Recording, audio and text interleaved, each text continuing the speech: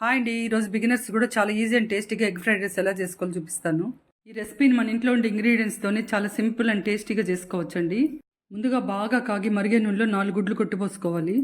ఈ గుడ్లన్నీ ఇలా నూనెలో బాగా కాలి పొంగేటప్పుడు 1/2 టీ స్పూన్ పసుపు, చిటికెడు ఉప్పు, 1/2 టీ స్పూన్ మిరియాల పొడి వేసి హై ఫ్లేమ్ మీదే టాస్ చేసుకోవాలి.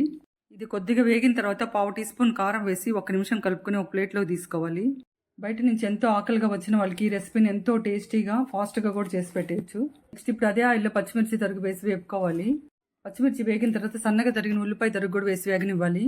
ఇప్పుడు అల్లం వెల్లుల్లి పేస్ట్ 1 టీ స్పూన్ వేసి సన్నని మంట మీదే పచ్చివాసన పోయే వరకు వేపుకొని ఇందులో 1/2 టీ స్పూన్ కారము, మన టేస్టీ తగ్గట్టు ఉప్పు వేసి బాగా కలుపుకోవాలి.